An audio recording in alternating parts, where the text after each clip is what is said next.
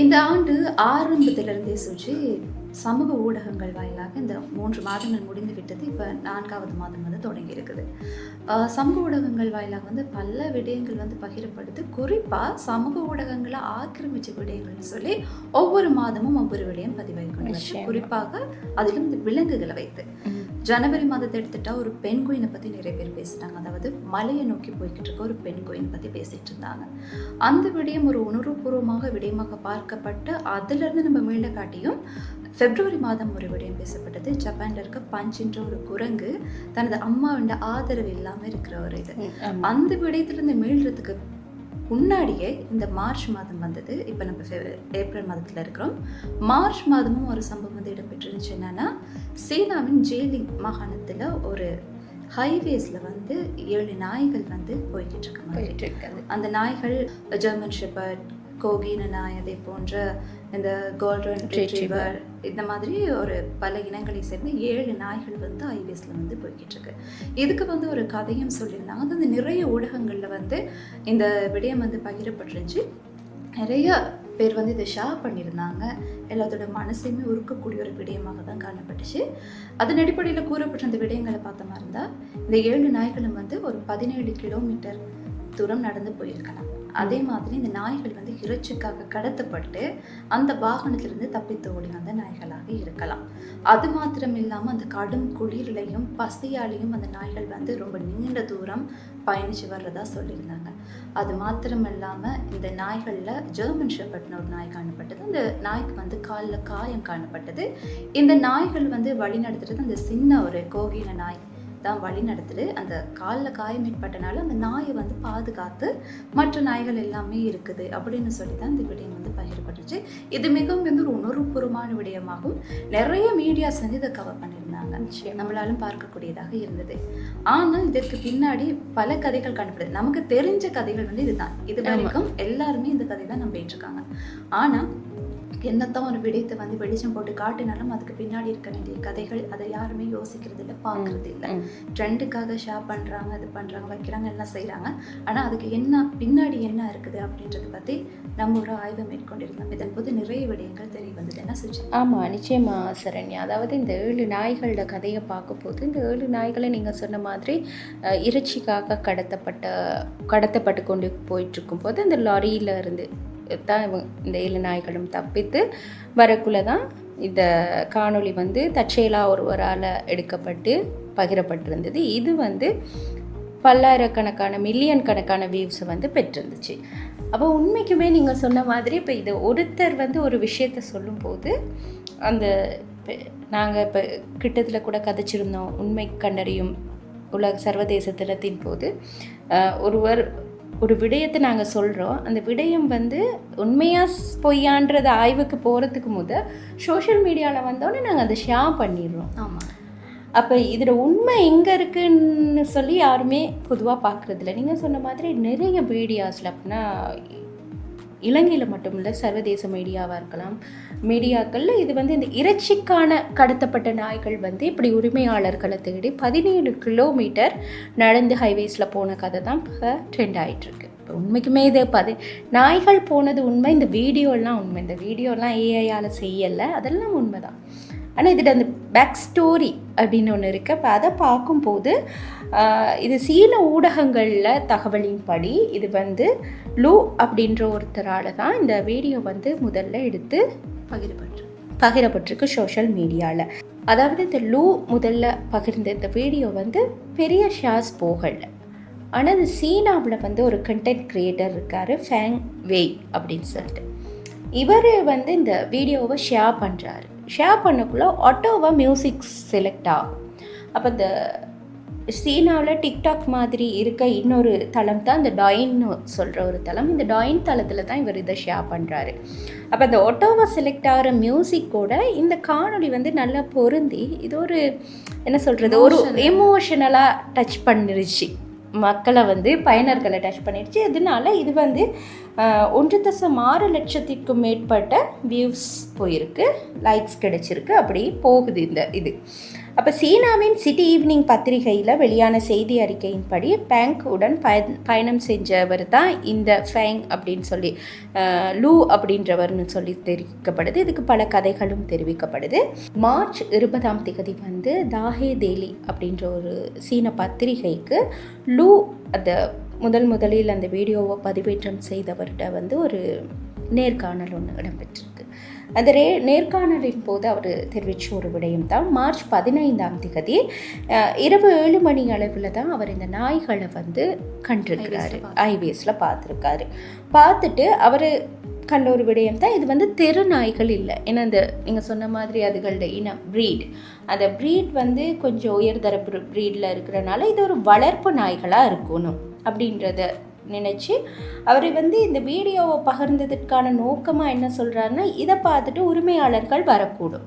ஆமாம், இந்த நாய்கள் வந்து மிஸ்பிளேஸ் ஆகியிருக்கக்கூடும் அப்படின்ற நோக்கத்தில் தான் வரக்கூடும். அப்போ இந்த பத்திரிகைகளில் போன ஒரு விஷயம் என்னன்னா, இவர் வந்து ஒரு யூகத்தின் அடிப்படையில் ஒரு விஷயத்த சொல்லியிருக்கிறார். அதாவது சில வேளைகளில் இந்த நாய்கள் வந்து இவர் வந்து ஐவேஸில் ஒரு இடத்துல தான் இந்த நாய்களை காண்றாரு. சில வேளைகளில் இந்த நாய்கள் வந்து இறைச்சிக்காக கடத்தப்பட்டு கொண்டு போகப்பட்ட சந்தர்ப்பங்களில் அங்கேருந்து தப்பிச்சு வந்திருக்கலாம். இப்படி தானே சுஜி, இப்போ நிறைய ப்ரீட்ஸ் இருக்குது. அப்போ தெருநாய்கள் இல்லைன்னு தெரிஞ்சிருக்கு. அப்போ ஏதாவது டவுட் ஒன்று வரும், ஏன் இந்த நாய்கள் எல்லாம் கூட்டமாக இங்கே இருக்கு அப்படின்னு சொல்லி அவர் சில வேளை மேபி இப்படி இருந்திருக்கலாம் அப்படின்றது.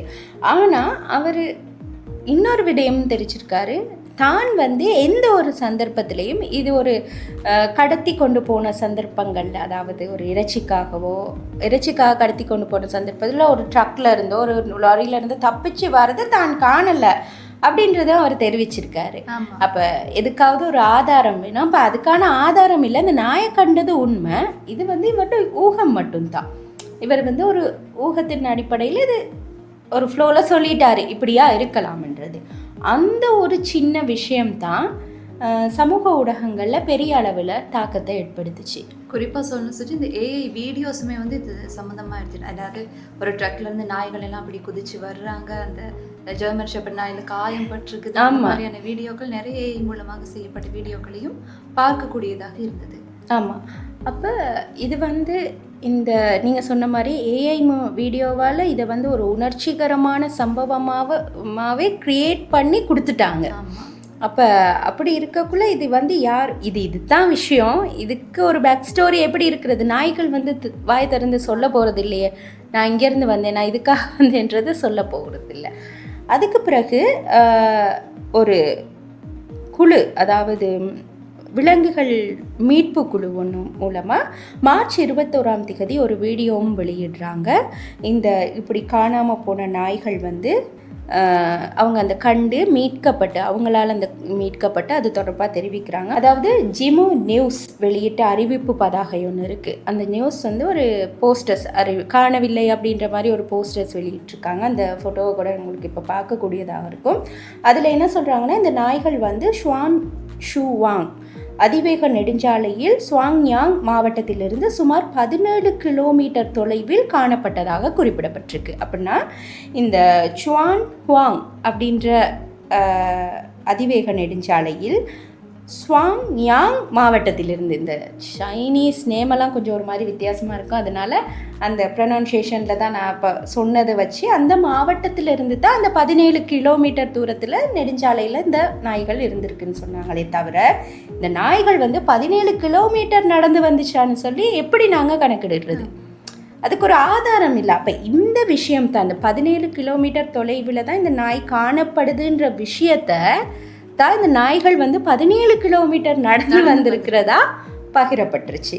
அப்போ இது மாதிரி நிறைய விஷயங்கள் இப்படி போயிட்டுருக்கும் போது தான் இந்த நாய்கள் வந்து மீட்கப்பட்டு அதுக்கு பிறகு ஒரு குறிப்பிட்ட ஒரு உரிமையாளர் வந்து இந்த 3 நாய்களுக்கும் சொந்தக்காரங்களாக இருக்காங்க. கார்கி மற்றும் அந்த ஜெர்மன் ஷெப்பர்ட் கோல்டன் ரிட்ரீவருக்கு சொந்தக்காரங்களாக இருக்காங்க. இன்னொரு 2 பேர், அப்படின்னா மொத்தமாக 5 நாய்கள் வந்து உரிமையாளர்கள்ட்ட போயிருச்சு. இப்போ மீதி 2 நாய்கள் தொடர்பான தகவல்கள் இல்லை அப்படின்றத அந்த விலங்குகள் மீட்பு குழுவினரும் தெரிவிச்சிருக்கிறாங்க. இதில் இன்னொரு விஷயம் தெரிவிக்கணும், அந்த ஜெர்மன் ஷெப்பர்ட் நாய்க்கு காயம் ஏற்பட்டதற்கான தகவல்கள் எங்கேயுமே இல்லையா. அப்போ இந்த இன்னொரு விஷயமும் அதில் இப்போ இப்போ ஒரு டவுட் ஒன்று வருதுன்னு சொல்லி எதுக்கு தான் இந்த நாய்கள் இப்படி போணுச்சு அது ஜெர்மன் ஷெப்பர்ட் தான் சென்டர்ல இருக்கு, அதை சுத்தி தான் மற்ற நாய்கள் எல்லாம். ஆமாம் ஆமாம், அந்த ஜெர்மன் ஷெப்பர்ட் தான் எல்லாம் சுற்றுது. பெரிய இன்டெலிஜென்ஸ் பக்கம் எடுத்தாலும் ஜெர்மன் ஷெப்பர்ட் வந்து அங்கிருந்து இனங்களோட பார்க்கும்போது அதுதான் ஃபர்ஸ்ட்ல இருக்குன்னு சொல்லி சொல்கிறாங்க. ஆனா அந்த நாயை பாதுகாக்கிற வகையில சில நாய்கள் இருக்கக்குள்ள தான் ஒரு டவுட் வருது. ஆனா அந்த டவுட் கூட வராம அதுக்கும் ஒரு காரணமாக்கி பகிர்ந்திருந்தாங்க. அதுதான் ஒரு இன்ட்ரெஸ்டான ஒரு விஷயமா இருக்கு. அதாவது நாய்கள் கடத்தப்படவில்லை என்று ஜிலின் சுற்றுலா பணியகமும் தெரிவிச்சிருக்கு. இந்த நாய்கள் வந்து இறைச்சிக்காக கடத்தப்படலை, அதுக்கான ஆதாரங்களும் இல்லை, இறைச்சிக்கான கடத்தப்பட்ட சந்தர்ப்பங்களும் இந்த அது தொடர்பான தகவல்கள் எதுவும் பகிரப்படலை, அதாவது பதிவுகள் எதுவும் இல்லை அப்படின்றதையும் தெரிவிச்சிருந்தாங்க. அதோடு மட்டும் இல்லாமல் ஜிலின் சுற்றுலாத்துறை பணியகத்தின் அதிகாரிகள் இன்னொரு விஷயத்தையும் சொல்கிறாங்க. ஆமாம், இங்கே தான் நம்ம பார்க்கணும். அப்போ ஏன் இந்த நாய்கள் எல்லாம் இப்போ இவ்வளோ நேரம் சொன்ன அதுதான் போயிருக்குது, இப்படி தான் இந்த விஷயங்கள்லாம் சொன்னதுக்கப்புறம் எதுக்காக போயிருக்குது, அந்த நாய்கள் எதுக்காக உண்மைக்கும் போயிருக்கு அப்படின்னு சொல்லி பார்க்கக்குள்ள இது ஒரு இனச்சேர்க்கையினால் ஏற்பட்ட ஒரு ஈர்ப்பு அப்படின்னு சொல்லி அதிகாரிகள் தெரிவிக்கிறாங்க. அதாவது ஒரு பெண்ணாயை பின்தொடர்ந்து தான் இந்த நாய்கள் போயிருக்கு. இனச்சேர்க்கைக்காக ஏற்பட்ட ஈர்ப்பின் காரணமாக ஒரு பெண்ணாயை பின்தொடர்ந்து இந்த மற்ற நாய்கள் வந்து போனதால தான் இதுகள் வந்து வீடுகளை விட்டு அந்த ஈர்ப்பின் காரணமாக வீடுகளை விட்டு ரொம்ப தூரம் போயிடுச்சு, திரும்பி வர முடியலை, அதுகளுக்கு பாதை தெரியலை, அதனால வழி தடுமாறிடுச்சு என்றது தான் உண்மையான காரணமாக கூறப்படுது. நம்ம நாட்டில் இதை பார்க்கக்கூடியதாக இருக்கும். சாதாரணமாக தெருநாய்கள், இந்த ஒரு நாய்க்கு ஹீட் வரும்போது அதை சுற்றி நிறைய ஆண் நாய்கள் காணப்படும். இதே ஒரு சம்பவம் தான் சீனாவிலையும் நடந்திருக்கு. ஆனால் அங்கே ப்ரீட் வித்தியாசம், இங்கே இருக்க ப்ரீட் வித்தியாசமாக இருக்குது. அதுதான் சொல்லப்படுது. அதாவது ஜிலின் சுற்றுலா பணியகத்தின் தகவல்கள் வந்து தான் இந்த நாய்கள் வந்து இறைச்சிக்காக கடத்தப்படலை, இது வந்து ஒரு பெண்ணாய் பின்தொடர்ந்து இந்த நாய்கள் போயிருக்கு, மற்ற நாய்கள் போயிருக்கு, தனது வீடுகளை விட்டு போயிருக்கு, அதுக்கப்புறம் அதுகள் வழி மாறி இருக்கு. அந்த நாய்களை தான் இந்த கார்கின்ற நாய் வழி நடத்தி பாதுகாப்பாக மீண்டும் இருக்கு. அதுக்கு பிறகு தான் அந்த கார்கின்ற நாய் வந்து வழி நடத்தி கூட்டிகிட்டு போயிருக்கு.